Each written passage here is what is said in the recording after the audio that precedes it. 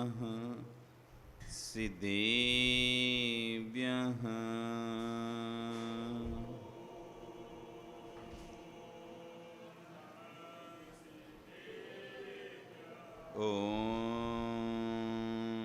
नमः सिद्धेभ्यः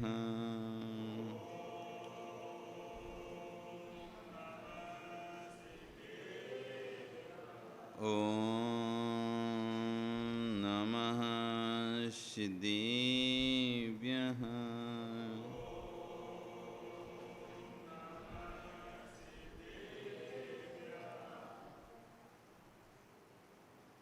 तिर्यण्ये खग्गिणाये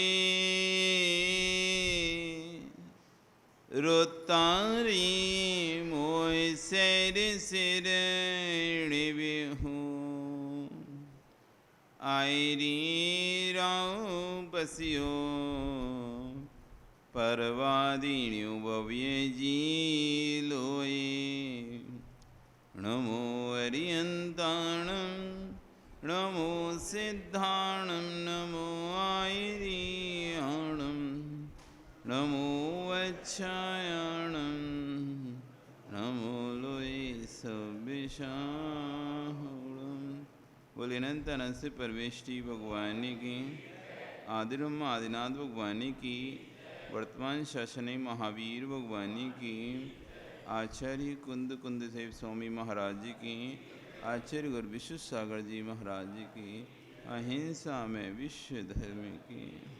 बोले मुनिश्री 108 अर्जित सागर जी महाराज की जय।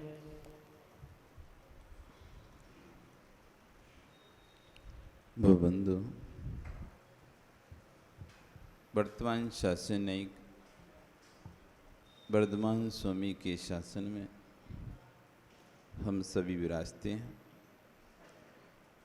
तीर्थंकर प्रभु की चरण निश्रा में बैठकर हम सभी जिन देशना का श्रवण कर रहे हैं। आचार्य भगवान कुंद कुंद देव स्वामी महाराज ग्रंथराज रेणसार जी में श्रवण और श्रावक दोनों उभय धर्मों की व्याख्या कर रहे हैं। तो वहीं आचार्य भगवान विश्व सागर जी महाराज उसी देशना पर अपनी सागार अनगार देशना में आज बोल रहे हैं मोक्ष मार्ग में भी मोक्ष मार्गियों के बीच रहकर मोक्ष मार्ग प्रति राग देश भाव नहीं होना ये बड़ी साधना है। मोक्ष मार्ग में यानी रत्नत्रय का जो मार्ग है सम्यक दर्शन सम्यक ज्ञान सम्यक छात्र वह है मोक्ष मार्ग। सम्यक दर्शन सम्यक ज्ञान सम्यक छात्र की जो एकता का नाम है उसका नाम है मोक्ष मार्ग। उस मोक्ष मार्ग में मोक्ष मार्गियों के बीच में रहकर मतलब साधु बनकर साधुओं के बीच में रहकर भी साधुओं के प्रति द्वेष भाव का नहीं होना, साधुओं के प्रति द्वेष भाव का नहीं होना, इसका नाम है धर्म, इसका नाम है सम्यक दर्शन। उपवास की साधना कल बोला था आचार्य ने, उपवास की साधना तो शरीर आश्रित है, उपवास की साधना तो शरीर आश्रित है, तटस्थ रहना ये साधना भाव आश्रित है। मोक्ष मार्ग में भी मोक्ष मार्ग भी चाह करके भी मोक्ष मार्गों के प्रति राधे सद भाव बन रहे हैं तो आपकी साधना साधना नहीं है। मैं क्या करूं, ये अनादि संसारी के संस्कार हैं। बकरियों को मणि में भूमि पर भी खड़ा कर देना, कोई कूड़ा नहीं होना चाहिए, वहाँ पर कंकड़ भी नहीं होना चाहिए, कुछ भी नहीं होना चाहिए, साफ स्वच्छ भूमि पर भी खड़ा कर देना, तब भी बेचारी बकरियां क्या करें क्या। उनके जाति संस्कार ऐसे हैं कि बिना ज़मीन को कुदेरे में बैठ नहीं सकते हैं। इस बकरियों को आप किसी अच्छी सी भी भूमि पर रख दो पर उनका संस्कार जाति है कि कुदेर कर ही बैठेंगे, इनको तो गंदा करके ही बैठने के उनके संस्कार हैं। बिना ज़मीन कुदेरे नहीं बैठती। कितना भी स्वच्छ पानी भराओ, भैंस को पिलाने ले जाना, पीने से पहले क्या करती है पता है आपको? बिना लघु शंका किए बिना वो पानी नहीं पीना शुरू करती। कुछ ऐसे ही ज्ञानी लोग होते हैं, तुम कितने ही ऊंचे शिखर पर बिठा दो, कितना भी ऊंचा स्थान दे देना, पर जब तक वे अपने हृदय की गंदगी नहीं फैला देंगे तब तक उन्हें शांति नहीं मिलेगी। उन्हें कहा जाता है आगम की भाषा में विघ्न संतोषी प्राणी, जिनको विघ्न करके संतोष मिलता है। कुछ भी हो, कैसी भी सभा हो, एक बार तो उनको कुछ रुकना कुछ बोलना ही है। तो ऐसे जीव विघ्न संतोषी मिथ्या दृष्टि जीव होते हैं। यानी लोचन साफ करो, यदि वस्तु को यथार्थ जानना है तो मिट्टी से युक्त कटोरे में खीर भरोगे तो खीर का स्वाद बदल जाएगा। कसाय परिणाम में जिनवाणी सुनोगे तो जिनवाणी का स्वाद बदल जाएगा। मिट्टी के पात्र में स्वाद अलग आता है और धातु के पात्र में वस्तु का स्वाद अलग आता है। मिट्टी के पात्र में दूध रखो तो अलग स्वाद हो जाता है, धातु के पात्र में दूध रखो तो अलग स्वाद रहता है। सब पात्र के भेद से वस्तु के स्वाद में अंतर आ जाता है। पात्र के भेद से यदि आपने कोयले में खाना बनाया है, मतलब कोयले में बनाया है तो खाने में सुगंध कोयले की आने लगेगी। नहीं है तो करके देख लेना। कोयले में सब्जी बनाई है, कोयले में दाल बनाई है, कोयले की भट्टी उस पर रखकर सिगड़ी पर रख दो, आपको अलग सुगंध आएगी। उसमें कंडे की राख आदि लकड़ी आदि पर उसमें बताया अलग सुगंध आएगी। गैस से बनाई अलग सुगंध आ जाएगी, और आपने यदि वो हीटर वगैरह जो इलेक्ट्रॉनिक उस पर रखा है तो अलग सुगंध आई। दूध में भी अलग अलग सुगंध आने लगती हैं। जिस जैसी वस्तु पे दूध तपाया जाता है, घास की आग में यदि घास फूस पर दूध तपेगा तो उसमें अलग सुगंध आएगी। अग्नि के तपने से दूध की सुगंध बदल जाती है। किस अग्नि से पता चल जाता है किस अग्नि से ये दूध तपा हुआ है। तो बाहर की वस्तु अंदर को परिणमन कर रही है। तो कह रहे हैं यदि मिट्टी से कटोरे में जिनवाणी खीर भरोगे तो खीर का स्वाद बदल जाएगा। ऐसी कसाय से युक्त होकर यदि आप जिनवाणी सुनते हो तो जिनवाणी का स्वाद बदल जाता है।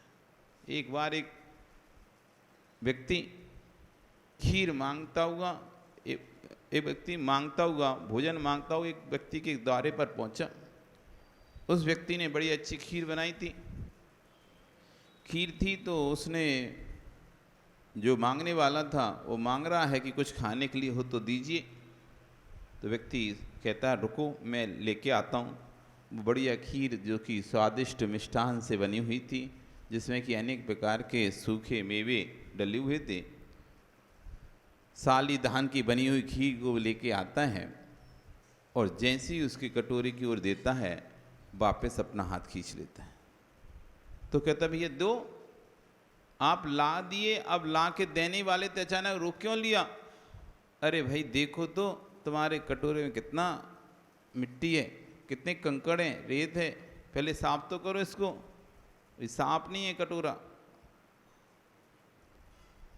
तो वो जो थोड़े दो चार कंकड़ थे वो ऐसे झटकार देता है, फिर कहता है दो।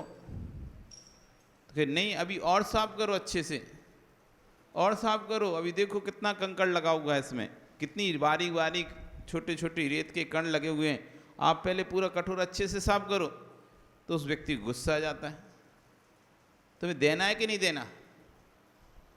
कटोरा मेरा, खाना मुझे, तुम्हें बड़ी समस्या हो रही है। कटोरा मेरा, खाना मुझे, मैं जैसी खाऊं, खाना मुझे, मैं जैसी खाऊं, मुझे ऐसी अच्छी पसंद है, तुम तो इसी में दे दो, मुझे नहीं करना साहब, तुम तो इसी में ही दे दो, तुम तो अपनी खीर। तो वो व्यक्ति अपनी खीर नहीं दे रहा, वो कह रहा है बात सत्य है, कटोरा तुम्हारा है, खाना तुम्हें है, पर खीर तो मेरी है। कटोरा तुम्हारा है, खाना तुमको है, लेकिन खीर तो हमारी है। यदि हम खीर देंगे और तुम खीर खाओगे, और जब खीर किस आएगी तो गाली किसको दोगे? हम खीर देंगे, तुम खीर खाओगे, और जब खीर किस आएगी, कोई और को भी तुम खिलाओगे तो उसको किस आएगी? तो क्या कहेगा? खीर खराब है। क्या कहेगा? खीर खराब है। ये कोई नहीं कहेगा कि कटोरा पात्र खराब था, कटोरा में मिट्टी लगी थी, ये कोई नहीं कहेगा। सब यही कहेंगे देखो खीर किस किस आ रही है, खीर किस किस आ रही है। इसलिए पहले कटोरा साफ करो, क्योंकि खराब कटोरे में खीर देंगे तो जो मावा मिष्ठान की खीर है, सुगंधे साली धान की खीर है, वो भी खराब हो जाएगी। ऐसी जब भी हमें जिनवाणी पढ़ना हो, जिनवाणी सुनना हो, पहले कसाय की जो कंकड़ हमारे अंदर बैठे हुए हैं वो पहले हटाओ। यदि वो नहीं हटाए तो सुगंधित साली धान की खीर जैसी जिनवाणी भी तुम्हारे लिए किस किस आएगी। किस किस आई? महाराज ऐसा बोल रहे थे, भैंस बोल दिया, बकरी बोल दिया। फिर चल में तुम क्या निकालोगे कि देखो भैंस बोल दी, बकरी बोल दिया हमको। क्यों? क्योंकि अंदर कसाय के कंकड़ भरे थे, तो प्रवचन की जो जिनवाणी की भाषा थी वो तुमको लग रहा है कि देखो मुझको बोल रहे हैं, मुझसे ऐसा कह दिया है। और तुमने खुद भी ऐसा सोचा और जिसको बोले, जिसको सुनाया तो उसको भी ऐसे ही सुनाया। तो स्वयं भी खाई तो किस कसाई, और दूसरों को खिलाई तब भी किस कसाई। इसलिए आचार्य वन कह रहे हैं लोचन साफ करो तो वस्तु की यथार्थता का ज्ञान होता है। आँख में कीचड़ लगी हो, आँख आ रही हो तो सही दिखता नहीं है, आपको धुंधला धुंधला दिखता है, ऐसा है तो आप ऐसे करते साफ बार बार कि भी कुछ दिख जाए सही से। लोचन साफ हैं तो वस्तु की यथार्थ बोध होता है, नहीं तो समझ नहीं आता एक है कि दो है। कभी कभी लोगों को दो दो वस्तु दिखने लगती हैं। एक ही उसी आँख से आँख में जब रोग हो जाता है, आँख में जब जाला आ जाता है, आँख में कीचड़ आ जाता है, तो वस्तु साफ नहीं दिखती, दो दो दिखने लगती हैं। तो यथार्थ का बोध नहीं होता। जब तक लोचन साफ नहीं होगा तो यथार्थ वस्तु को नहीं जान पाएगा। कसाय से परिणामों से जिनवाणी सुनोगे तो जिनवाणी का स्वाद बदल जाएगा। जिनवाणी का वाचन भी करो तो शांत भाव से करो। इसलिए जब घर में कोई लड़ाई मड़ाई हो जाए, गुस्सा मुस्सा हो, तुम झगड़ के आए हो, तो जिनवाणी खोल के मत बैठना। पता चला उल्टा पढ़ लो, तुम कुछ का कुछ पढ़ लो और फिर और लड़ाओ घर जाके कि नहीं जिनवाणी में आज पढ़ के आए ऐसा लिखा है। अब लिखा ही नहीं था, वो तुम्हारे दिमाग में कभी कभी होता है, हमारे दिमाग में जो चल रहा होता है वो ही दिखाई देता है। एक बार एक छुल्लक महाराज थे, छुल्लक जी थे, एलक जी थे। आचार्य सिंह के साथ हम लोग चतुर्मास वासना चल रही थी, विदिशा में वासना चल रही थी। तो एलक जी वहीं थे और आचार्य से कुछ विषय पढ़ा रहे थे। तो एलक जी बोले नहीं उसमें तो श्रावक भी लिखा है, श्रावक भी लिखा है। तो आचार्य नहीं श्रावक नहीं है, श्रवण लिखा होगा। नहीं श्रावक लिखा, हमने खुद पढ़ा है श्रावक लिखा है। तो आचार्य ने कहा नहीं श्रवण लिखा है। कि नहीं आज हमारे गुरुदेव ने पढ़ाया है। तो आचार्य कहे ऐसा हो सकता है जब गुरुदेव पढ़ा रहे हो तब तुम्हारा ध्यान इधर उधर रहो, नहीं पढ़ पाए। नहीं श्रवण लिखा है, इस बात पर चल श्रावक लिखा है। तो आचार्य ठीक है तुम एक काम करो, जिसमें पढ़ा वो ग्रंथ लेके आओ। तो बड़े खुशी खुशी हाँ अभी दिखाता हूँ, मैं तो उसको 2-3 बार पढ़ चुका हूँ। तो वो गए और ग्रंथ लेके आए कि देखो ये लिखा है। तो आचार्य सिंह देखा, अच्छे से पढ़ो तो क्या लिखा है। जब उनसे पढ़वाया एक एक धीरे, तो वो लिखा था श्रवण। अब उनको बार बार जब भी पढ़े वो दिमाग में श्रावक सेट हो गया था ना, वो शब्द कई बार ऐसा होता है इन माताओं को रट गया, वो स्त्रोत रट गए, भक्तांबर रट गए, सब रट गए। आप इनको बोलो पढ़, देख के पढ़ो, देख के पढ़ेंगी तभी वो गलत या जो याद हो गए ना वो ही पढ़ेंगे। दिमाग में सेट हो गया, सब जबान पे चढ़ गया, लगेगा ऐसा कि हम सही बोल रहे हैं, लगेगा कैसा सही बोल रहे हैं, लेकिन गलत बोलते हैं। कई लोग भक्तांबर पढ़ के सुनाते हैं, उनसे कहा देख के पढ़ो, बिना देखे हम पूरा पढ़ दे रहे हैं। देख के जैसे पढ़ते तो अटक जाते हैं, अटक जाते हैं। बिना देखे पढ़ने में बिल्कुल नहीं अटक रहा व्यक्ति, चला जा रहा है। अभी जो पूजन आप पढ़ते हो वही पूजन हम आपसे बोलें कि एक एक लाइन देख देख के पढ़ना, तुम 10 बार अटकोगे उस पूजन में। जो मंत्र आप बोल रहे हैं, यदि आपसे कहा जाए कि वो पूजा का मंत्र आप देख के बोलो और देख के पढ़ो, आप अटक जाओगे, नहीं पढ़ पाओगे, क्योंकि आपके दिमाग में जो रट चुका है वो सामने वही दिखता है आपको। और जहाँ गलत थोड़ा बहुत कुछ हुआ तो आप अटक जाओगे, क्योंकि आपने तो रटा कुछ दूसरा था और सामने दिख कुछ दूसरा है। या फिर सामने देखते देखते भी ऐसे हाथ फिरते हुए वही पढ़ोगे जो तुमको याद हो चुका है, दिमाग में सेट हो चुका है। तो कभी कभी व्यक्ति को जो दिमाग में सेट हो जाता है वही उसे दिनवाणी में दिखाई देता है उल्टा। इसलिए आचार्य कहते हैं शांत भाव जब हो तब दिनवाणी पढ़ना चाहिए। कसाय भाव आ रहा हो, किसी से तू मैं हो गई हो मंदिर में, और फिर तुम बाद में जिनवाणी खोल के बैठ गए, पहले लड़ लिए, अच्छे लड़ाई झगड़ा हो गया, गाली गलौच हो गई, चिल्ला चोट हो गई, अब तुम बैठे हो जिनवाणी पढ़ने के लिए। अब पढ़ने समझ में तो कुछ आ नहीं रहा, क्योंकि दिमाग में तो क्या चल रहा है, उसने ऐसा बोल दिया, ऐसा लड़ा मुझसे, ऐसा किया, मैं देखता हूँ उसको बताता हूँ, अभी घर जाके बोलता हूँ, बच्चों से बोलता हूँ, घर जाके बोलता हूँ, इससे बोलता हूँ, उससे बोलता हूँ, वो देखे। अब दिमाग में चल रहा है ये सब, दिमाग में चल रहा है ये सब बातें, और जिनवाणी पढ़ रहा है, तो पता चला कि उल्टा सीधा पढ़ लिया, कुछ का कुछ पढ़ लिया। इसलिए आचार्य जब भी जिनवाणी का वाचन करो तो शांत भाव से करो। जब कसाय की मान्यता रहे, कसाय का उद्वेग ना आ रहा हो, तब जिनवाणी पढ़ो। कोई भी कसाय ना आ रही हो, क्रोध मान माया लोभ, 5 इंद्रियों के विषय आपको परेशान ना कर रहे हो, स्पर्शन इंद्रिय का, रसना इंद्रिय का, ग्रहण इंद्रिय का, चक्षु इंद्रिय का, कर्ण इंद्रिय का, कोई भी विषय आपको जो परेशान ना करे, जब आपकी इंद्रियां शांत हों, परिणाम शांत हो, ऐसे शांत काल में आपको जिनवाणी पढ़ना चाहिए। जहाँ इंद्रियों को उद्वेग आ रहा हो, अब तीव्र कंठ सूख रहा है, प्यास लग रही तुमको, अब मन लग ही नहीं रहा तुम्हारा पढ़ने में, फिर भी पढ़ रहे हो, तो ध्यान तो तुम्हारा उधर है, पानी चाहिए पानी चाहिए पानी चाहिए पानी, ध्यान तो पूरा उपयोग तो पानी में है।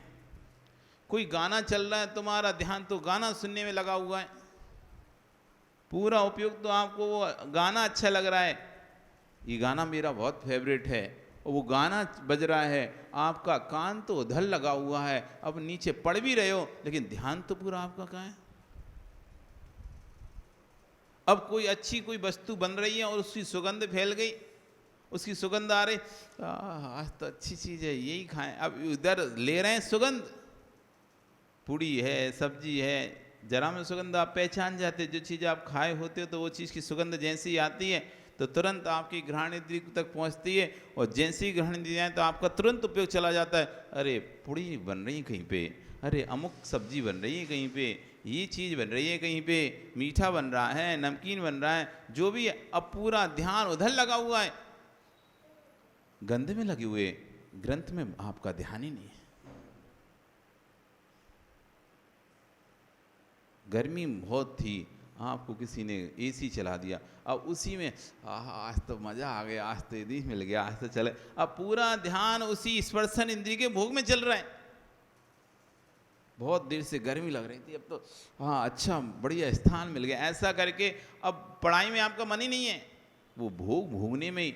अब कोई बार बार सामने, कभी कभी होता है लोग पंखा के सामने आके बैठ जाते हैं दम से, कुछ लोगों की आदत होती है, वो ये नहीं सोचते बाकी और लोग भी तो बैठे हुए हैं, बाकी और लोग भी तो बैठे हुए हैं, उनको भी तो गर्मी सताएगी, अरे हमको बहुत गर्मी लगती है, हमको बहुत हो रही है, और पंखा के आगे धम से बैठ जाएंगे। अरे तुम तो धम से बैठ गए, बाकी और लोग क्या करेंगे। और गर्मी लग रही करे ऐसे बैठ गया। अब तुम बैठे हुए थे विजय जी, अपना पढ़ रहे थे, लेकिन अब अच्छी हवा आ रही थी सामने तो तुम्हें पढ़ने मजा, अब सामने वाला पंखा बैठ गया, अब आपको बार बार गर्मी लगी, भैया हट जा हट जा हट जा, तुम हटाओगे को पढ़ोगे। अब तुम बार बार वो हटा तो कोई दूसरा आके फिर बैठ गया, वो हटा तो तीसरा आके फिर बैठ गया। अब तुम्हारा पढ़ने ही मन नहीं, तुम यही देख रहे कोई आए, कोई जैसी कोई आता था तुम ये ध्यान रहते था कि उधर ना बैठे, जैसे ही बैठेगा मैं इसको मना कर दूंगा। अब पढ़ाई में तो कम ध्यान, इस बात पे ध्यान ज्यादा रहता था कि कोई वहां ना बैठ जाए आके। अब हाँ स्पर्शन इंद्रिय की जो वेदना थी, वो सता रही थी गर्मी, तो आपका मन ही नहीं लग रहा था बिल्कुल भी। कोई भी आकर बैठ जाता था आगे तो फिर आप छोड़ छाड़ के पढ़ना, तो आपका ध्यान नहीं रहता था, चौकन्ने रहते थे हर समय कि जैसे ही कोई आया, ए भैया इधर नहीं बैठना। कोई आया, 10 लोग आए, तुम 10 लोगों से बोले भैया इधर नहीं बैठना, तो तुम्हारे विषय का शांत नहीं हो पा रहा। तुम्हारा ध्यान पंखे में ही लगा हुआ है, तुम्हारा ध्यान स्थान पे ही लगा है, अथवा कुछ करने चले गए, तुम कुछ पढ़ रहे हो यहाँ पे, और तुम्हें पता है कि थोड़ी देर वहाँ खड़ा होना है मुझे, लेकिन अब कोई और खड़ा ना हो जाए, ये ध्यान लगाए, कोई और कुछ पकड़ ना ले, कलश ना पकड़ ले, ये ना पकड़ ले। अब पढ़ तो रहे स्वाध्याय, लेकिन पूरा ध्यान लगा, कोई कलश ना उठा ले, कोई कलश ना उठा ले, कोई कलश ना, जल्दी से पढ़ूँ, मैं ही जाना है, लेट ना हो जाऊँ, ऐसा ना हो कि कहीं लेट हो जाए, वो कलश कोई दूसरा ले। तो अब पूरा ध्यान लगा हमारा दूसरी जगह। तो जहाँ विषय कसायों के ध्यान दूसरी जगह लगे हुए हैं, तो ऐसे समय में आपको जिनवाणी नहीं समझ में आएगी। शांत भाव होगा। अभी देख लेना, यदि अभी तुमको व्यवस्था में उलझा दिया जाए, बोल दिया जाए कि भाई यहाँ कोई नहीं आए, ध्यान रखना, यहाँ कोई ना आए, ध्यान रखना, तो आपको जिनवाणी भी नहीं समझ में आएगी। कोई भी आएगा तो आप अरे इसको बोलना यहाँ नहीं आए, इसको बोलना यहाँ नहीं आए, पूरा समय आपके दिमाग में यही चलता रहेगा। कोई भी आएगा तो वहीं से आप ए रुक रुक रुक रुक, ए रुक रुक रुक, वो मना किया है ना वहाँ पे जाने के लिए, और हमको बिठाल दिया है, जिसको बिठाला है वहाँ पे रोकने के लिए, वो पूरे समय जिनवाणी सुनता भी रहेगा, तब भी एक साथ उसके पल्ले नहीं पड़ेगा। क्यों? उसको उपयोग तो कहाँ लगा हुआ है, उसको उपयोग तो वहाँ बिठाल दिया ना उसके ज्ञान को, कि यहाँ रोकने में लगाना है, तुम्हें ये रोकने में लगाना है। जिस व्यक्ति को आप काम दे दो, कलश में एक काम करो, लोटे से पानी भरते रहना, कलशों में सबको अभिषेक कराना, वो उससे पूछ लो तूने कितनी देर अभिषेक देख पाया, उसका तो ध्यान बस उसी में लगे रहेगा। इसका खाली हो गया, इसका भरना है, इसका खाली हो गया, इसका भरना है, इसको देना है, इसको लेना है, इसको देना है, इसको लेना है, बस पूरे एक आधा घंटा भी अभिषेक चला, 15 मिनट भी अभिषेक चला, 10 मिनट भी अभिषेक चला, तो 10 मिनट उसको लेना है, देना, लेना है, देना, इसमें ही उसका दिमाग लगा रहेगा। इसने किया, इसने नहीं किया, इसने किया, इसने नहीं किया, इसको करना है, तो उस समय उसको काम दूसरा दे दिया, तो अब उसका जो मुख्य काम था उससे चित्त हट गया। जो मूलभूत काम था, जो भगवान का अभिषेक देखना था, अपने परिणाम को निर्मल करना था, भगवान के अभिषेक को देख कर अपने भावों को निर्मल बनाना था, वो उसका लक्ष्य खत्म हो चुका है। उसको तो दिख रहा है कौन सा कलश भरा, कौन सा नहीं भरा, किसने किया, किसने नहीं किया, कौन 2 बार आ गया, कौन 4 बार आ गया, कौन 3 बार आ गया, कौन ने बार आ गया, किसका नंबर है, किसका नहीं है। बस पूरा उपयोग 15 मिनट, 20 मिनट, जितनी भी देर भगवान के पास वहाँ खड़ा रहा, आधा घंटा जितनी देर खड़ा रहा, उसका उपयोग बस उसी में लगा रहा, उसको समझ में नहीं आया। और वहाँ पे कोई जिनवाणी चल रही तो उसको तो उधर ही में लगा रहेगा। तो जब जब हमारा उपयोग दूसरी जगह रहता है तो हमें कुछ समझ में नहीं आता। हमारे इंद्रियों का उपयोग कहीं और जगह हो तो फिर जिनवाणी समझ में नहीं आती। इसलिए जिनवाणी समझना है, सुनना है, तो जैसे अभी शांत भाव से बैठे हो, अभी कसाय के उद्वेग से रहित होकर बैठे हो, विषयों कसाओं के उद्वेग से रहित होकर बैठे हो, जिस समय ऐसे भाव रहें उस समय जिनवाणी सुनो। इधर घर जाने की जल्दी है, इधर पढ़ना है, इधर घर जाने की जल्दी है, इधर पढ़ना है, तो भैया नहीं हो पाएगा। या तो तुम घर ही चले जाओ शांति से, या फिर शांति से पढ़ लो। ना घर के हो रहे, ना घाट के हो रहे, ना घर के ना घाट के दुश्मन अनाज के हैं, ना धर्म कर पा रहे हैं, ना घर के काम कर पा रहे हैं, दोनों ही छूट रहे हैं। कम से कम एक तो शांति से जिस स्थान पर हो, जहाँ पर हो, जो भी काम करो पूर्ण लगन के साथ करो। जिनवाणी सुनो तो पूर्ण लगन के साथ सुनो, भगवान की भक्ति करो तो पूर्ण लगन के साथ करो, फिर कुछ मत देखो, दूसरा नहीं। दूसरे की चिंता है तो पहला छोड़ दो तुम।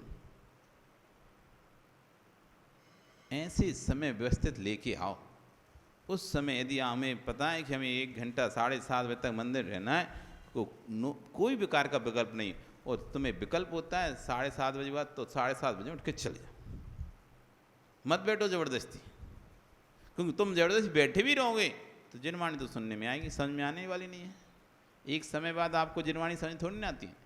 वो तो समय है जैसे निश्चित है, उतने समय तक आपको आप समय लेके आएंगे भी, हमको तो 7:15 7:30 बजे तक सुनना है, तो 7:15 7:30 बजे तक आपको जिनवाणी समझ में आएगी। और जैसे ही 7:15 7:30 हुआ तो आपको तो फिर लगेगा कब बंद हो रहा है, कब बंद हो रहा है, कब अभिषेक करें, कब सांदी धारा करें, कब घर जाएं। सुबह से आए हैं, थक गए, अब तो घर जाएं, बढ़िया थोड़ा लेटेंगे, हाथ पैर फैलाएंगे, नाश्ता करेंगे, खाएंगे पिएंगे, टीवी भी देखेंगे, न्यूज वगैरह देखेंगे, चैनल वगैरह देखेंगे, तो भाव बदल जाते। तो एक समय तक, तो जब तक भाव आपके अच्छे लग रहे हैं तब तक धर्म करो, नहीं है भाव बन रहे, ठीक है चलो थोड़ी देर आते हैं फिर दोबारा से जाएंगे, थोड़ा भावों को बदल के। नहीं लग तो है ही नहीं रहा, यहाँ पे बैठ के भी क्या करेंगे, 2 मिनट जाएं और फिर अपने परिणामों को सही करके वापिस आ जाएं। तो कह रहे हैं कि जिनवाणी का वाचन भी करना है तो शांत भाव से करो, जिनवाणी का श्रवण करना है तो शांत भाव से करो, ज्ञान का आनंद लूटना है तो पहले हृदय को खाली करो,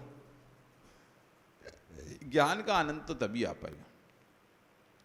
जिसका हृदय कसायों से भरा हुआ है वो कितना भी चाहे ज्ञान का आनंद ले दे, नहीं ले सकता। आपको भोजन का आनंद लेना है तो पेट खाली होना चाहिए।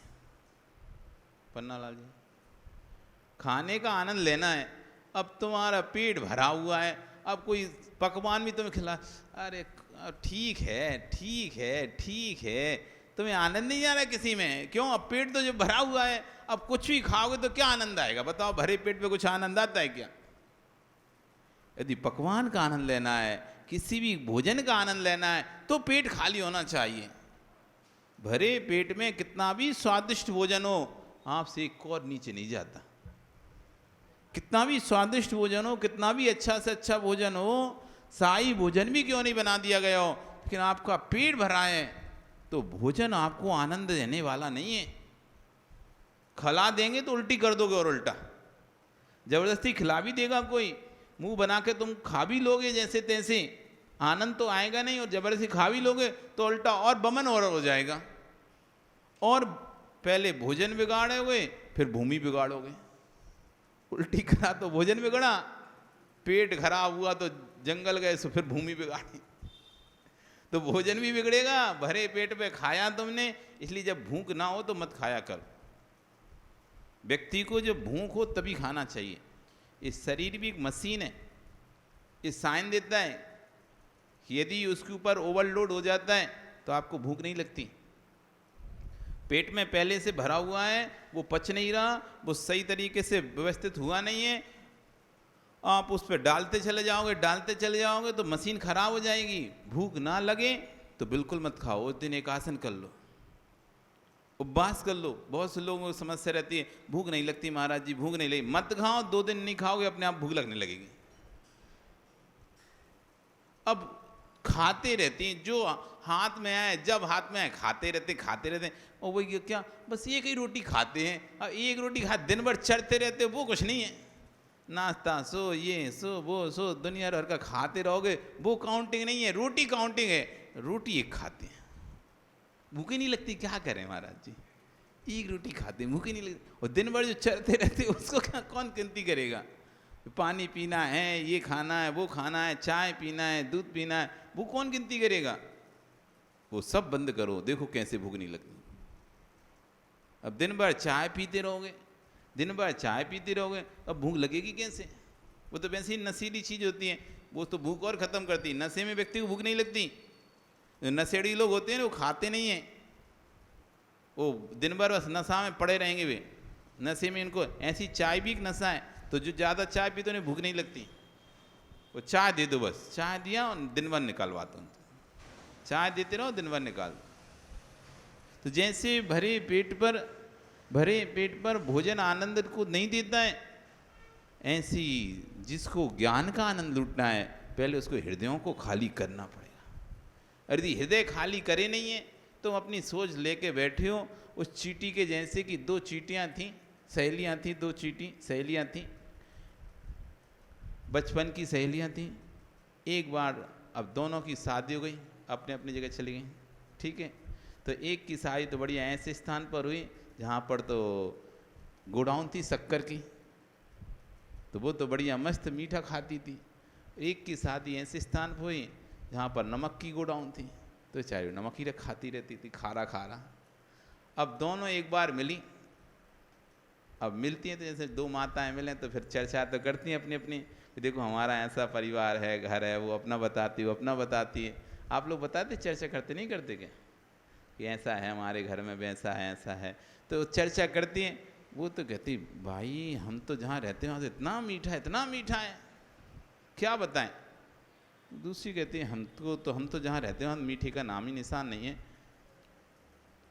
तो पहली कहती एक काम करो, तुम एक दिन हमारे यहाँ आओ, निमंत्रण करते हैं तुम्हारा, हमारे यहाँ आओ, देखो हम तुम्हें मीठा खिलाते हैं बहुत। उसका ठीक है आएंगे। तो समय निश्चित हुआ, निर्धारित हुआ कि निमंत्रण पर जाना है मीठा खाने के लिए। वो 2 दिन बाद जब वो निकलती तो सोचती एक काम करते हैं अपन अपना ये खारा नमक तो ले चलते हैं, क्या पता वहाँ का मीठापन। अब उसने तो कभी मीठा खाया नहीं था, कैसा पता नहीं वो मीठा जो बोल रही थी बहुत अच्छा हमारे यहाँ का भोजन है, तो क्या पता अच्छा लगा नहीं लगा तो फालतू भूखे रहेंगे, इसलिए अपन अपना नमक तो ले ही चलो, कम से कम इसको तो खा के पेट भर ही लेंगे।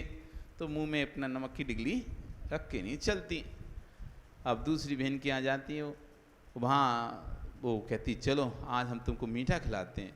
तो पहली शक्कर की बोरी पर लेके गई, वहाँ उसने शक्कर खिलाई, पर उसका चेहरा देखा, पर उसके चेहरे पे तो कुछ नहीं लग रहा था ऐसा मीठा कि कुछ मीठा है। तो उसने कहा क्यों मज़ा नहीं आया? कोई मज़ा नहीं आया। अच्छा, तो वो दूसरी बोरी पे लेके चली गई। हो सकता है उसने सोचा कि इसमें कम मीठा हो, तो दूसरी बोरी वहाँ मीठा खिलाया, उसे शक्कर खिलाई, तब भी कोई मज़ा नहीं आया। तीसरी बोरी पे लेके गई, वहाँ भी मीठा खिलाया, लेकिन तब भी कोई मज़ा नहीं आया। तो वो बड़ी परेशान, अरे मीठा तो आना चाहिए ना, जब मीठा खा रहे हैं तो उसका स्वाद तो आना चाहिए, इसको स्वाद क्यों नहीं आ रहा? चौथी बोरी पर ले गई, तो फिर वो कहती है अरे तुम्हारे यहाँ तो सब ऐसे ही जैसे हमारे यहाँ, कोई फर्क थोड़ी ना है, जो हमारे यहाँ वैसे ही तुम्हारे यहाँ है, कोई स्वाद नहीं है। अरे नहीं, स्वाद क्यों नहीं आ रहा तुमको? ये बताओ, कुछ मुंह में दबाए तो नहीं है तुम? कुछ मुंह में रखे तो नहीं हो कि हाँ मैं तो जब चली थी ना तभी लेके आ गई थी नमक अपना, कि तुम्हारा मीठा अच्छा नहीं लगा तो नमक तो खा लेंगे हम, वो ही रखिए डिगली मुंह में। अब जब मुंह में नमक की डिगली रखी है तो मीठे का स्वाद आएगा कैसे? उसने कहा पहले नमक की डिगली निकालो तो मुंह से पहले बाहर फेंको इसे, उसके बाद फिर अब धीरे धीरे मीठे का स्वाद आना शुरू। तो मुंह में तो रखे हो नमक की डिगली, अब मीठा खा रहे हो तो बताओ मीठे का कितना स्वाद आएगा? आ ही नहीं पाएगा, क्योंकि जो भी आप खाओगे वो खारा लगेगा, जो भी आप खाओ खारा लगेगा। तो जैसे ही उसने नमक की डिगली फेंकी और फिर उसने जो मीठा खाना शुरू किया, तब उसे समझ में आया मीठे का स्वाद कैसा होता। कसाय की भरी हुई है हृदय में। अब 50 जगह जिनवाणी सुने आए तुम, हजारों साधुओं को सुन लिया, हजारों महाराजाओं को सुन लिया, यूट्यूब पे भी कई प्रवचन सुन लिए, लेकिन अरे सब यही हैं, एक ही हैं, सब ऐसे ही बोलते हैं, सब यही ऐसा वस्तु में यही आता है, मतलब कुछ नया ही नहीं है, कुछ सब ऐसे ही है सब। तो अंदर कसाय कि पहले नमक खारापन हटाओ, फिर सुनना प्रवचन, फिर समझ में आएगा क्या बोलते महाराज लोग, फिर तुम्हें जिनवाणी का आनंद आएगा। अब अंदर तो खारापन भरा के बैठे हो, डिगली रख के बैठे हो, और अब सोचो कि तुम्हें जिनवाणी का रस स्वाद आ जाए, कि बैराग हो जाए। हमने सुना है पहले तो पहले के इंसानों को तो क्या था, एक बाल सफ़ेद हुआ सो बैराग हो गया, बिजली कड़की सो बैराग हो गया, बादल बदल गए सो बैराग हो गया, किसी को मरा देखा सो बैराग हो गया। अब तो ये सब चीज़ों से तो कोई बैराग होते ही नहीं है। क्यों नहीं हो रहा? क्योंकि अब हमारा हृदय कसाय से भरा हुआ है। तो हमें तो ये चीज़ लगती नॉर्मल हो गई, ऐसा ही है, ऐसे ही होता है। यदि कसाय हृदय, अब कितना भी जिनवाणी कह रहे हैं, क्या समीर जी कितना भी समझा रहे हैं, समझ में नहीं आ रहा, ना विजय जी को समझ में आ रहा कि अब तो समय हो चुका है। क्या पदम जी, हो गया नहीं समय? कब तक करते रहोगे सेवा घर में, बेटों की, बेटे की, माँ की? हाँ सुरेश जी, ओ पदमचंद जी, सुनाई आ रहा है क्या? आ रहा है। एक बुजुर्ग है, ये तो मानना पड़ेगा, नलवाड़ी में एक ऐसा बुजुर्ग है, भैया वृत्ति में जब तक हम 10 बजे तक रहें, 10:15 बजे तक रहें, जितने तक रहें उतने तक आते हैं। शरीर में उतनी शक्ति नहीं जितनी तुम लोगों के अंदर शक्ति है। तुम लोग तो आलस कर जाते हो कि कौन जाए, अभी तो अब आए हैं, अभी तो रक्षाबंधन का कार्यक्रम करके आए हैं, 9 बजे तो अभी वहीं से छूटे, 8 बजे तो छुट्टी हैं, 8:30 से अब कौन दोबारा जाए। आप तो आलस करके घर में सो जाओगे, लेकिन वो आलस नहीं करते। जब चाहे 9 बजे जाए हो, दोबारा से आना हो, पैदल ऐसे फड़फड़ फड़फड़ पैदल जाना, पैदल आ जाना। कोई गाड़ी नहीं चाहिए उन्हें, कोई स्कूटर नहीं चाहिए, कोई का साधन नहीं चाहिए, अपना छत्ता, अपनी थैली और खुद, 3 चीज़ों को लेकर प्रतिदिन भैया वृत्ति में आते हैं। ये है भविष्य के आपकी जैसी गति होनी होती है, अंतिम समय में परिणाम वैसे होने लगते हैं। हमने एक बार बोला उनसे, पूरी जिंदगी रात में खाया है, अब रात में मत खाना। एक बार में मान गए। उनकी बहू बोलती है, महाराज जी पूरी जीवन भर कभी उन्होंने रात छोड़ा ही नहीं है, इस बार क्या हो गया, आपके कहने से रात में खा ही नहीं रहे वो। अब परिणाम देखो, आपको पूरे जीवन भर कभी छोड़ा नहीं है रात में, लेकिन अब महाराज आपने कहा ठीक है, रात्रि छोड़ दिया, प्रतिदिन नियम से भैया वृत्ति में आते। हम तो कभी कभी लगता है कि कहीं गिर ना जाए, अंधेरे में कुछ हो ना जाए, पानी बरसे, ओले गिरसे, तब भी आना है उन्हें। मौका ले तो सुबह भी आ जाना है। एक दिन तो सुबह आ गए, जिस दिन हम यहाँ नहीं आए थे, तो इनको बड़ी चिंता रहती है हमारी। 15 अगस्त पे भी चिंता थी। अब एक दिन पानी भर गया रास्ते में, तो चिंता थी महाराज कैसे जाएगा, स्टूल लेके ऐसे जाएगा, ऐसे चल चल के दिखा रहे थे, ऐसे स्टूल रखेंगे, ऐसे चलेंगे, ऐसे जाएंगे। मतलब बहुत चिंता है। ये इनकी भवितव्यता का ये सूचक है कि अच्छी आयु का बंध हो चुका है। जब व्यक्ति का सुगति का बंद हो जाता है, तो पहले भले वो कितना भी खराब हो, लेकिन आखिरी तक जाते जाते उसके परिणाम अच्छे होने लगते। फिर एक कोई भी कहता है हो ठीक है, उसके गुरुओं के प्रति लगन लगने लगती है, जिनवाणी के प्रति लगन लगने लगती है। सुनने नहीं, प्रवचन सुनने आने लगे। भविवृत्ति में तो रोज आते थे, अब प्रवचन में भी रोज आने लगे। तो क्या है, कहते ना पूत के लक्षण पालने में दिखते हैं, पूत के लक्षण पालने में दिखते हैं। ऐसी जिस जीव की भवितव्यता अच्छी है, उसके घर में काम भी कर रहा होगा, तब भी जल्दी काम सलटाऊँ, मुझे प्रवचन सुनने जाना है, जल्दी काम सलटाऊँ, मुझे आहार देने जाना है, जल्दी काम सलटाऊँ, हमें अभिव्यक्ति करने जाना है। अंदर उसके अंदर भावना बार बार लगी रहेगी। नहीं आ पा रहा, विषय अलग है। सबकी परिस्थितियाँ एक सी नहीं रहती, सबकी स्थितियाँ एक सी नहीं रहती। इन माताओं की स्थिति एक सी नहीं रहती। इनको कोई काम बनना, खाना हो, कहीं किसी का नाश्ता, कहीं कुछ लगा ही रहता है।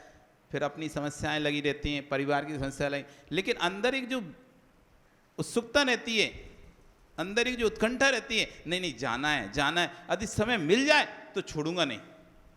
बहुत लोग ऐसे हैं, समय मिल जाएगा तो सो जाएंगे, समय मिल जाएगा तो आराम करेंगे, समय मिल जाएगा तो दोस्तों के यहाँ घूम आएंगे, समय मिल जाएगा तो पार्टी पिकनिक चल जाएंगे। और बहुत से लोग अंदर में भावना रहती है, समय मिल जाएगा तुरंत मैं महाराज के पास जाऊँगा, समय जिस दिन समय मिलेगा मैं उस दिन आहार देने चला जाऊँगा, जिस दिन समय मिलेगा उस दिन मैं भविवृत्ति करने जाऊँगा, जिस दिन समय मिलेगा उस दिन प्रवचन सुनूंगा। मतलब वो समय का इंतजार करता है, किसके लिए? जिसकी भवितव्यता अच्छी है, जो आगामी काल में जिसको निर्माण पक्का है, जिसका सम्य दर्शन या तो है या होने वाला है, जिसे आगे जो निकट भव्य है। एक होते हैं अनादि मिथ्या दृष्टि, एक है सादी मिथ्या दृष्टि, एक है भव्य आसन भव्य, जिन निकट है, जिनका भवावलियाँ अल्प ही बची हैं, कुछ उंगलियों पर गिनने लायक, कुछ ही भवों में जिनको मोक्ष निश्चित हैं, वो भावलियाँ जिनकी अच्छी बची हैं, उनके परिणाम धर्म पर आगे बढ़ने के होने लगते हैं। हर कोई के परिणाम नहीं होते। अच्छे कार्य के लिए हर व्यक्ति के भाव नहीं बनते, अच्छे कार्य के लिए हर व्यक्ति का मन नहीं बोलता है। बातें करते रहेंगे, दोस्तों से मिलते रहेंगे, ये वो दुनिया भर में समय बर्बाद करेंगे, लेकिन प्रवचन सुनने नहीं आ पाएंगे, आहार देने नहीं आ पाएंगे, भगवान का अभिषेक पूजन करने नहीं आ पाएंगे, विविधता आदि करने नहीं आ पाएंगे, बाकी समय पूरा बर्बाद करेंगे। जैसा होता है,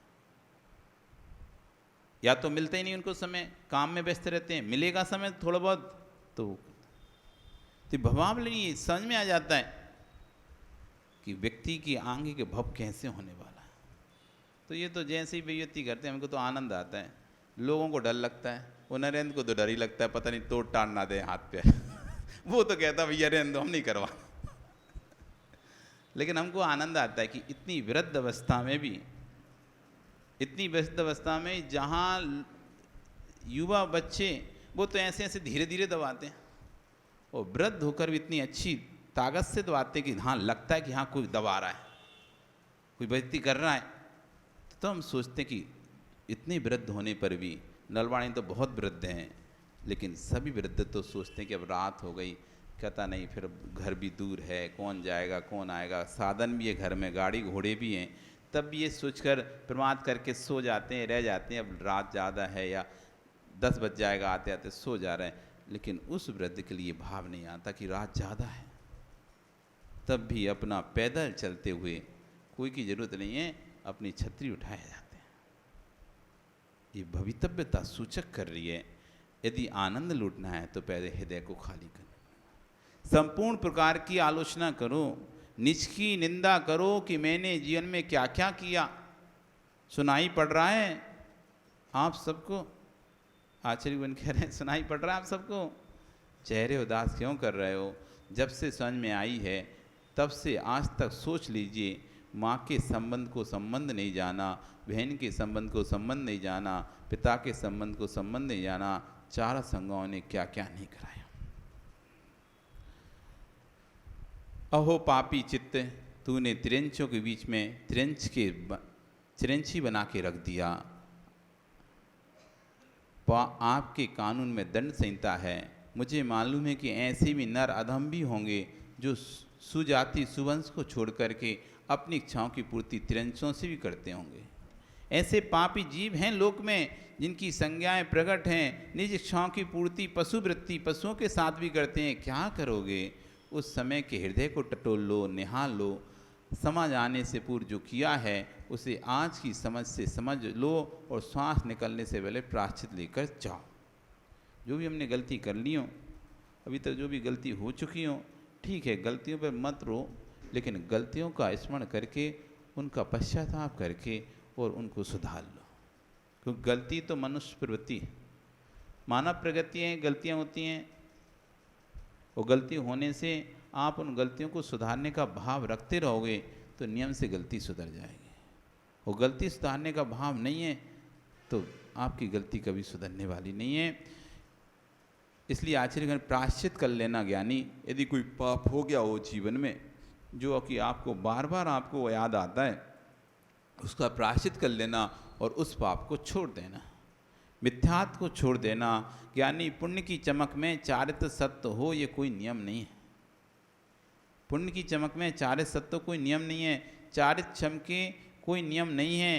पूर्व पुण्य के नियोग से आदमी छुपकर भी पाप कर ले और पकड़ा भी जाए, तब भी उसका पुण्य इतना तेज काम कर रहा है कि आदमी उसे दोष को दोष नहीं समझ रहे। पूर्व पुण्य के उदय से व्यक्ति पकड़ने में भी आ जाता है, तब भी उसको लोग दोषी नहीं ठहरते, नहीं ठहराते, उसका पुण्य है तेज। तो इसलिए कोई लोग कहते ना, देखो उसको तो उसका तो सबको पता है, तब भी उसके लिए कोई कुछ नहीं बोल रहा, उसका तो सबको पता है तब भी उसके लिए कोई कुछ नहीं बोल रहा, तो भैया उसका पुण्य तेज है। समझ जाओ कि सबको पता है तब भी कोई कुछ नहीं बोल रहा, मतलब उसका पुण्य तेज है। तब भी उस पुण्य उसका इतना तेज काम कर रहा है कि आदमी उसके दोष को दोष नहीं समझ रहा है। ये पुण्य की चमक है, ये चारित्र की चमक नहीं है। जिस दिन पुण्य की चमक फीकी पड़ेगी, इसलिए आप उदास मत दो, उसको कोई कुछ नहीं बोल रहा, उसको कोई कुछ नहीं, ऐसा सोच के आप उदास मत दो। आचार्य कहने जिस दिन उसके पुण्य की चमक फीकी पड़ेगी, तब चारित्र का घात किया तो सब उदय में आएगा। ये सब फिर बाद में, जब तक पुण्य है तब तक कोई कुछ नहीं बोलेगा, जिस दिन पुण्य की चमक फीकी पड़ेगी वे सब फिर सब बोलना शुरू कर देंगे। परंतु थोड़ा विचार कर लेना ज्ञानी, सबके दिन एक से नहीं होते। जितना ध्यान रखो, कुछ भी मत रखो, बहुत शांति मिलेगी। जब तुम किसी पर आड़े आक्षेप विक्षेप लगाते हो, किसी की अच्छाई बुराई देखते हो, इतना ध्यान रखो सबके दिन एक से नहीं होते। आज जिसको हम जिस विषय पर हम गलती होने पर हम चिल्ला रहे हैं, गुस्सा कर रहे हैं, हो सकता है कल वही गलती वही विषय हमारे साथ घटित हो जाए, वही विषय वही गलती हमारे हाथों से हो जाए। इसलिए सबके दिन एक से नहीं होते। ऐसा मत सुनो कि हर समय तुम ऐसे ही रहोगे। आज ऐसे हो, आज पुण्य की सत्ता है तो आज आपका नाम चल रहा है, आज आपका पूछ चल रही सब जगह, लोग आपको पूछ रहे हैं। ये दिन हमेशा एक साथ नहीं रहेगा। आज है, कल होगा, नहीं होगा, कोई भरोसा नहीं। क्योंकि अच्छे अच्छे प्रतिष्ठित लोगों का जब पुण्य समाप्त होता है तो वो भी बदनामी को प्राप्त होते हैं, वो भी लोगों की बातों को सुनने के लिए उनको भी मजबूर होना पड़ता है। जब पुण्य रहता है तो कोई उनके आगे ची नहीं कर पाता, और जब पुण्य चला जाता है तो कोई उनको छोड़ता नहीं फिर सुनाने से। सफ़ेद चमड़ी को देखकर जो मुस्कुरा रहे हैं, आप ये सब चमड़ी उतर जाए तो भीतर क्या है? घाव ही तो घाव है, खून पीप मासित है। पुण्य की चमक को आज समझना हो तो समझ लो, भविष्य आप जानो, क्योंकि मुझे निज को ही निहारना है। लगता ये है आपको कि उपदेश चल रहा है, यथार्थ मानिए। जितना मैं आपके लिए बोलता हूँ उतना बोलने वाले को भी बोलता हूँ। आशीर्वाद खुद इस बात को कहते हैं कि भैया हम तो जितना तुम्हें सुनाते हैं उतना अपने आप को भी सुनाते हैं। ये पुण्य की चमक है, चमक हटी भीतर देखो घाव है। पुण्य घटेगा तब उदय आएंगे कर्म के, अशुभ ही अशुभ फिर बिलखोगे। यानी अभी तुम्हारे घर की दीवार पर कौआ बैठा हो, आप निकल पड़ो तो उड़ जाता है। एक अच्छा उदाहरण दे रहे हैं। अभी आपके घर की दीवार पर कोई कौआ आदि बैठा हो, पक्षी बैठता है, कौआ चील कौआ बैठा हो, आप निकलो तो डर के मारे क्या उड़ जाता है। अभी तुम्हारी दीवार पर कोई कौआ बैठा हो और आप निकल पड़ो तो उड़ जाता है, पर जिस दिन चमड़ी हट जाएगी वो उड़ेगा नहीं। जिस दिन चमड़ी हट जाएगी ये अभी तो आपको देखकर, और यदि ये मांस दिखने लगे, उसे मांस दिखने अभी चमड़ी है तो वो तो डर के मारे भाग जाता है। जिस दिन चमड़ी हट जाएगी वो उड़ेगा नहीं, शरीर पर बैठकर खाएगा। तुम भगाओ, जैसे मक्खियाँ देखो ना, मक्खी आदि कहीं घाव हो जाता है, अभी तो ऐसे भाग जाती, भगाव से भाग जाती हैं या आती नहीं है, बैठती नहीं है। लेकिन कहीं घाव हो जाए आपके, वो मांस बाहर निकले, खून पीप निकल रही हो, तो मक्खियाँ आके बैठती हैं और ऐसी बैठती हैं, भगती भी नहीं है। तो जब तक ये चमड़ी लगी है तो जीभ देख के भाग भी जाए, लेकिन जिस दिन ये चमड़ी हट जाएगी उड़ेगा नहीं और शरीर पर बैठ कर खाएगा। सुनो ध्यान से मैं क्या बोल रहा हूँ। जो आज तुम्हें देखकर भाग रहे हैं वे पुण्य की चादर हटते ही सिर पर बैठना प्रारंभ कर दें। अभी तुम्हें देखकर और ये नीचा हो जाता है सिर, अरे नहीं वो बड़ा आदमी, बहुत बड़ा आदमी, उसके आगे नहीं बहुत प्रतिष्ठित व्यक्ति, ऐसा करके, और तुम्हारे को देखकर तुम चुप हो जाते हैं। तो कह रहे हैं कि जब तक पुण्य की चादर है तो ये पुण्य की चादर जैसे ही हटेगी वैसे ही सिर पर बैठना प्रारंभ कर देंगे। विश्वास मानो, इसलिए किसी को अपना मानना नहीं। आज से जीवत्व दृष्टि पर निहारिए, किसी के बंध के मत रहना, किसी के बन के मत रहना। ना तो किसी के बंध के रहो ना किसी के बन के रहो। जहाँ जहाँ संबंध होते हैं वे छूटने के लिए ही होते हैं। जो जो संबंध स्थापित हुए हैं वे सब छूटने के लिए हुए हैं। जो गांठ बंधी हुई थी वो खुल गई, तो भीतर की गांठ बंधी थी वो आज तक नहीं खुले। ओ शांतिलाल जी, शादी हो गई? देवी है कि गई है ना? तो शादी हुई थी जब गांठ बांधी थी कि नहीं बांधी थी? कहाँ बांधी थी? साड़ी में, और तुमने अपने दुपट्टे में बांधी थी नहीं बांधी थी? हैं? उसके साथ गांठ गठबंधन हुआ था नहीं आपका? गठबंधन होता ही नहीं तो अबे पंडित जी करवाते ही नहीं गठबंधन। हल्दी सुपारी रखकर क्या विजय जी, हल्दी सुपारी ढक्का, निर्मल जी हुआ का नहीं गठबंधन तुम्हारा? हैं, हुआ था क्या? हुआ था ना? याद है कि नहीं है? याद नहीं तो देखा कि नहीं किसी का? बेटे का किया कि नहीं किया? कि बेटा के भाई याद नहीं है? शादी तो हुई ना बेटे की, बेटा है उसकी शादी हो गई। तो आप क्या कर रहे? सो रहे थे उस समय जब उसका फेरे पड़ रहे थे उस समय? हैं, नींद आ गई थी क्या? कि गठबंधन ही नहीं पता कि हुआ कि नहीं हुआ? अच्छा। ओ कमल जी, आपको तो पता है।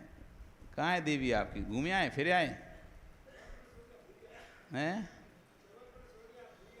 क्या भूल गए? देवी को? किसे भूल गए?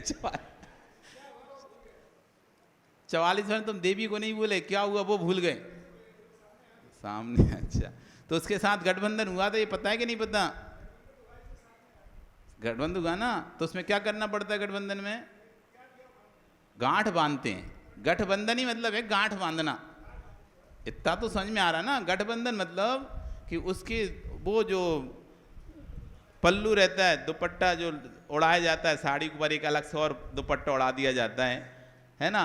और इनको भी एक सूट के ऊपर एक अलग से एक धोती उड़ा दी जाती है। ये दोनों एक दूसरे को पकड़ के वो घूमते रहते हैं, वो पल्लू। फिर इसलिए तो फिर जीवन और पल्लू पकड़ के चलते रहते हैं, वहाँ पकड़ा दिया जाता है। तो एक गठबंधन हो गया, वो भी चल रहे हैं दोनों। तो वहाँ की गांठ तो खुल गई, वो जो गांठ बांधी थी उसको तो बाद में खोल दिया, वो गठबंधन तो खुल गया समीर जी। लेकिन कसाय का गठबंधन जो बंध गया राग का, वो अभी तक नहीं खुल रहा। वो तो तुम्हारा खुल चुका, जो कपड़े में बंधाई थी गांठ, वो गांठ तो खुल गई, लेकिन जो अंदर राग की फिर गांठ बंध गई कि अब ये मेरी हो गई, ये अब मेरी हो गई। वो वाली गांठ ललित जी खुली कि नहीं खुली? कहाँ है तुम्हारी? है कि नहीं? है ना? कहाँ पे? नीचे पूजा कर रहे हैं। तो जो वो मेरी है, ये गांठ आज तक नहीं खुल पा रहे। वो कमल जी जी खुल जाए तुम्हारी, खुल ही नहीं रही। खुल जाती तो फिर आप साथ में कैसे रहते? खुलेगी, पता नहीं कब खुलेगी। कि जो गांठ बंधी थी वो तो खुल गई, जो बंधवाई थी अभय पंडित ने, वो वाली गांठ तो खुल गई। फेरे पढ़ाते नहीं अभय? फेरे पढ़वाते हो ना, गांठ बंधवाते हो नहीं? गठ जोड़ा है ना, गठ जोड़ा जो भी बोलते हो। तो वो गांठ तो खुल गई, पर जो भीतर की गांठ बंधी थी वो आज तक नहीं खुली कि ये मेरी है। क्या पन्ना तुम्हारी है? किसने जन्म दिया, किसकी बेटी, वो कह रहे मेरी। तुम्हारा तो कुछ था ही नहीं, फिर भी मेरी है। पर वो गांठ क्या बंधी? तुम्हारी अंदर की जो गांठ बंधी है वो आज तक माधव तुमसे खुल ही नहीं रही, वो नहीं खुल रही। बाकी सारी गांठ खोल ली तुमने, पर जो राग की गांठ बंधी वो ना खुली। गांठ तो खुलने के लिए बंध गई थी, आपको ये देखना, आपको दिखा दिया गया था उसी दिन। और खोली किसने थी? खोली किसने थी? बांधी आपने थी, तो खोली किसने थी? खोलता कौन है? खोलते भी तो आप ही, बांधी भी आपने थी। जब बंध रही थी तो लोग गीत गा रहे थे, संगीत गा रहे थे। जब बंध रही थी तो लोग गीत गा रहे थे, संगीत गा रहे थे। और जब खुल रही थी तो हंस रहे थे। कौन पहले खोल सकता है? देखते गांठ खोलो, कौन पहले खोलता है? कौन पहले खोल पाएगा गांठ? तो खुल रही थी तब हंस रहे थे, जब बंध रही थी जब संगीत गा रहे थे। जगत की ऐसी लीला है, पुण्य के उदय में सब संगीत गाते हैं, और जैसी पुण्य की गांठ खुलती है फिर तो सब फिर तुम पे हंसते हैं। ज्ञानी कितना भी बंद कर लेना मिलकर के, जब छोड़ना पड़ेगा तो स्वयं को ही छोड़ना पड़ेगा। जैसे गांठ कितना भी बांधी, लेकिन जब खोलना पड़ा तो कल क्या पदम जी, गांठ खोलना पड़ रहा था ना, बांध भले नौंदी, तो खोलना किसको पड़ रहा था? सुनाई नहीं आ रहा क्या? आ रहा है?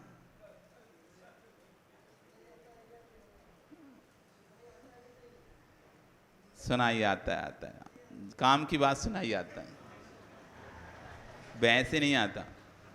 काम की बात तो तुम धीरे ही बोलोगे तो सुनाया जाएगा।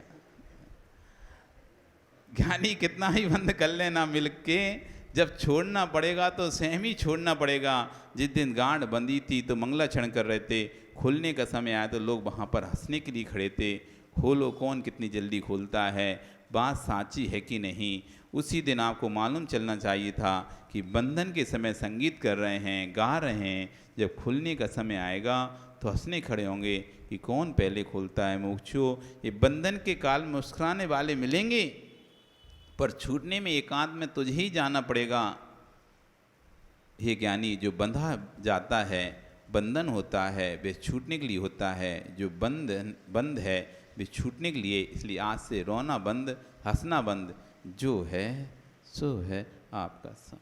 कल फिर आओगे, पर्याय रही तो हम यहाँ पर फिर और चर्चा करेंगे। बोली भगवान महावीर स्वामी की।